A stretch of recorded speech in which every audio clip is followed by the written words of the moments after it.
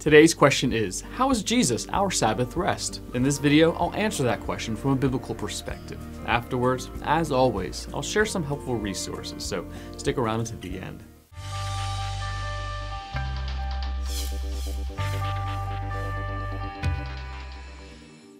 The key to understanding how Jesus is our Sabbath rest is the Hebrew word sabbat, which means to rest or stop or cease from work. The origin of the Sabbath goes back to creation.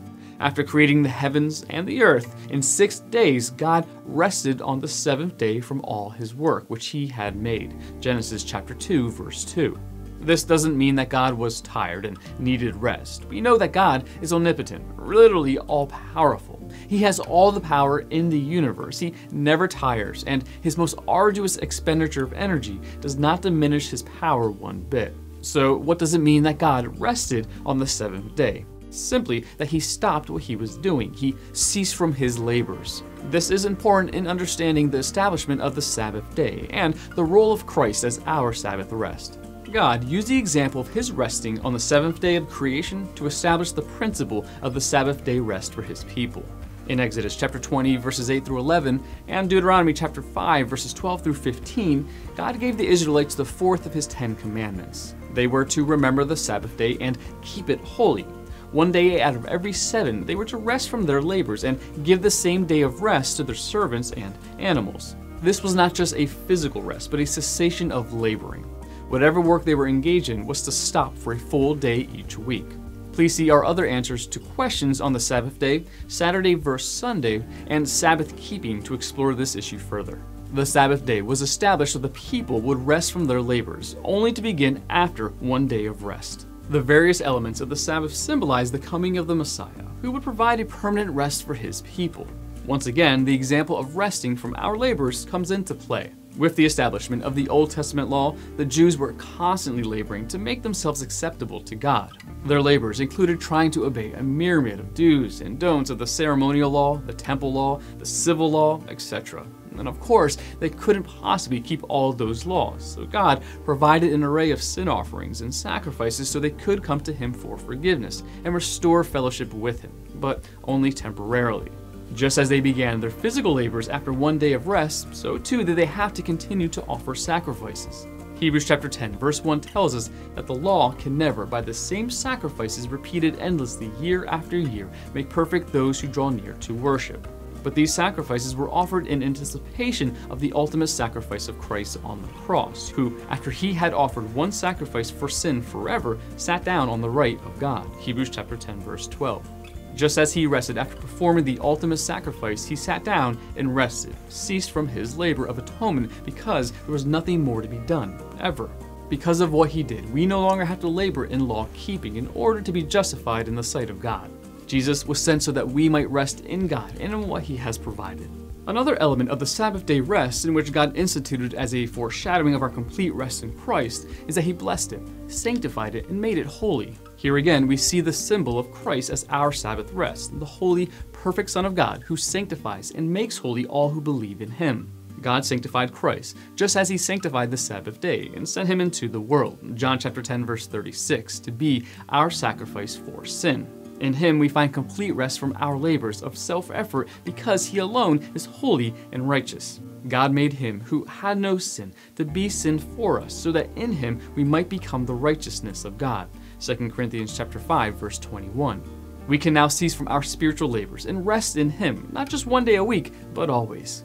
Jesus can be our Sabbath rest in part because he is Lord of the Sabbath. Matthew chapter 12 verse 8. As God incarnate, he decides the true meaning of the Sabbath because he created it, and he is our Sabbath rest in the flesh. When the Pharisees criticized him for healing on the Sabbath, Jesus reminded them that even they, sinful as they were, would not hesitate to pull a sheep out of a pit on the Sabbath.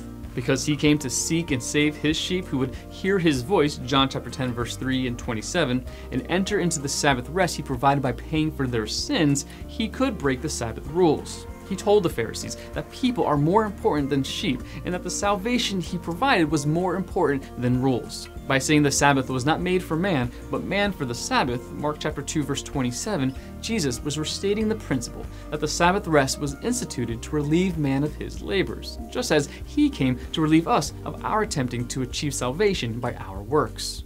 We no longer rest for only one day, but forever cease from our laboring to attain God's favor. Jesus is our rest from works now, just as he is the door to heaven where we will rest in him forever. Hebrews chapter 4 is the definitive passage regarding Jesus as our Sabbath rest.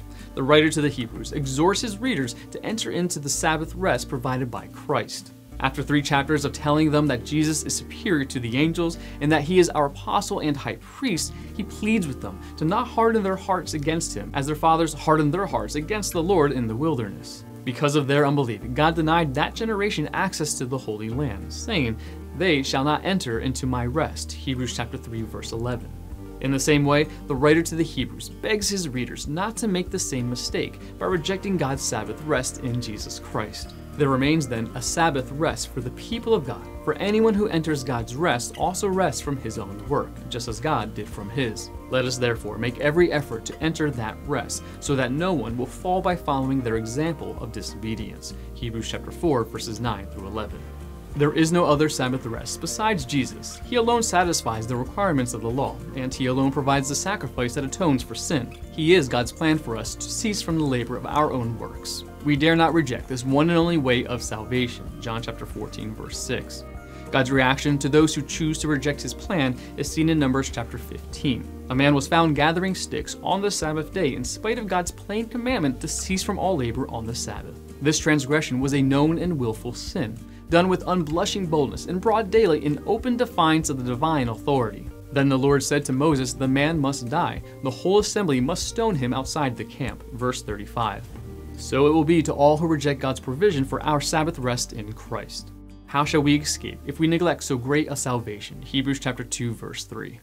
Want to learn more? Subscribe so you don't miss the next video. Visit gotquestions.org for more great content, and check out the details section below this video. There's one book I recommend, along with several related questions. If you'd like to learn about Bible Munch, or if you're interested in bite-sized devotionals, subscribe to Bible Munch on YouTube. It's linked right here. Now remember, Got Questions? The Bible has answers and will help you find them.